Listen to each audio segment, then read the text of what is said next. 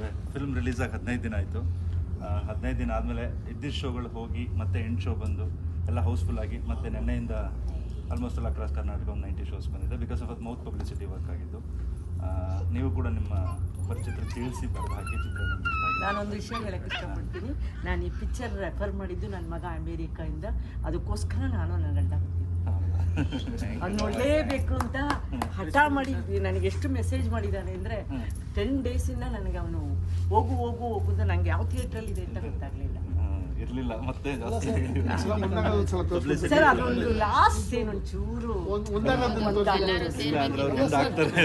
ಅಲ್ಲ ಅದು ನಮಗೆ ಒಂದು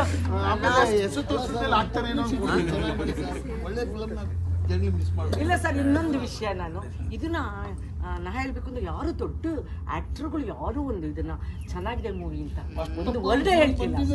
ಬಟ್ ಪ್ಲೀಸ್ ಅವ್ರ ಯಾರ ಕೈಲಾದ್ರೂ ಒಂದಿಬ್ಬರ ಕೈಲಿ ಹೇಳಿಸಿ ಸರ್ ಪ್ಲೀಸ್. ಅವ್ರನ್ನ ಕರ್ಕೊಂಬಂದು ತೋರಿಸಿ ಹೇಳಿಸಿ. ಅದು ನಂಗೆ ತಪ್ಪೇ ಹೇಳ್ತಿಲ್ಲ ಇರೋ ವಿಷಯ ಸರ್. ನೀವು ಒಂಚೂರು ಕಾಮೆಂಟ್ ಮಾಡಿ ಸರ್.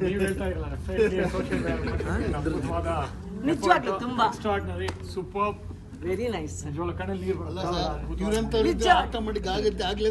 ಇಲ್ಲ ಸರ್ ಈ ತರ ಮೂವೀಸ್ ಬರ್ತಾ ಇಲ್ಲ. It has to come. ಯಾಕೆಂತಂದ್ರೆ ನಾನು ಬೇರೆ ಪಿಕ್ಚರ್ಗಳು ಯಾವುದು ನಾವು ರೆಫರ್ ಮಾಡಬಾರ್ದು. ಬಟ್ ಒಳ್ಳೆ ಮೂವಿ ಬಂದಿಲ್ಲ. ಎಲ್ಲರೂ ಮಲಯಾಳಂ ಅಂತಾರೆ, ತೆಲುಗು ನೋಡಿ ಅಂತಾರೆ. ಕನ್ನಡದಲ್ಲೇ ಒಳ್ಳೆ ಪಿಕ್ಚರ್ ಬಂದ್ರೆ ನಾವು ನೋಡ್ಬೋದು ಅಂತ ಫ್ಯಾಮಿಲಿ ಸ್ಟೋರಿ.